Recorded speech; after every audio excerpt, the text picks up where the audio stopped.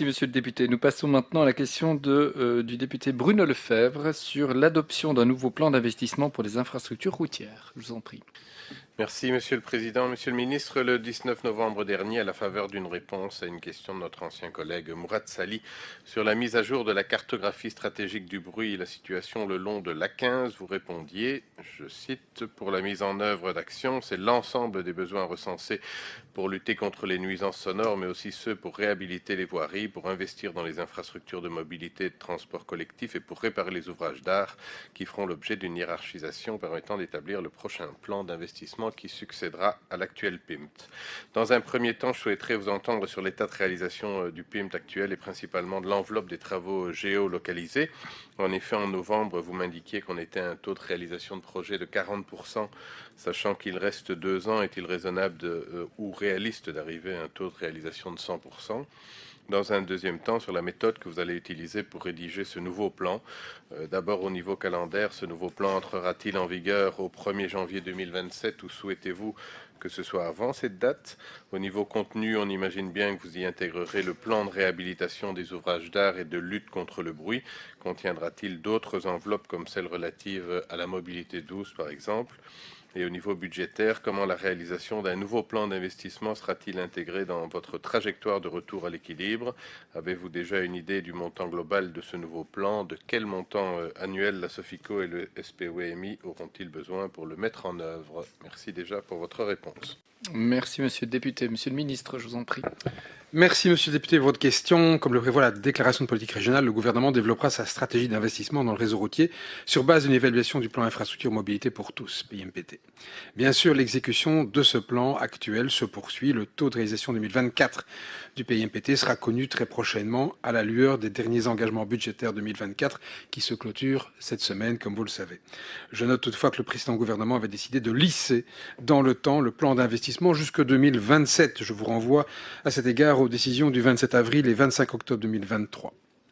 En parallèle à l'exécution de l'actuel plan d'infrastructure, la méthodologie de recensement des besoins et de hiérarchisation de ceux-ci est en cours de mise à jour par mon administration afin de recueillir notamment les nouveaux besoins, mais aussi d'évaluer la pertinence des projets qui ne seraient pas exécutés à l'issue de l'actuel plan infrastructure et mobilité pour tous. Un plan se doit d'être un outil prospectif en tant que tel, pouvoir être revu ou adapté si les circonstances l'imposent, on l'a vu avec le dossier de l'A601.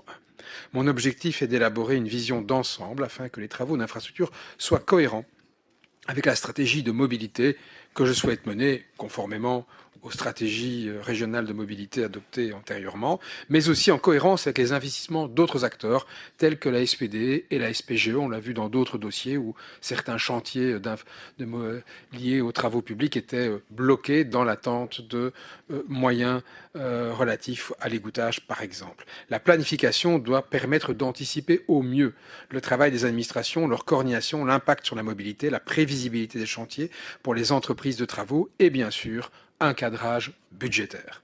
Le SPEMI vient de commencer une évaluation des projets restants du PIMPT et la mise au point de cette méthodologie de recensement des besoins pour un futur plan pluriannuel. Il est donc trop tôt pour répondre à l'ensemble de vos questions précises, monsieur le député.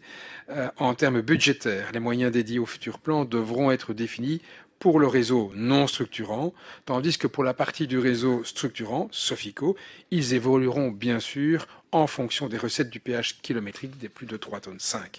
Quant à l'enveloppe supplémentaire de 184 millions d'euros pour la réhabilitation des ouvrages d'art, elle constitue donc un projet distinct, puisqu'il débutera d'ailleurs cette année-ci et couvrira la période quinquennale 2025-2029. Voilà ce que je puis répondre aux questions que vous m'avez adressées. Merci, monsieur le ministre. Monsieur le député, je vous en prie si vous le souhaitez répliquer. Merci, Monsieur le Président. Merci, Monsieur le Ministre. Mais effectivement, il y a à ce stade peu d'informations concrètes et donc je reviendrai vers vous très prochainement et on suivra évidemment l'évolution de ces dynamiques. Merci beaucoup. Merci.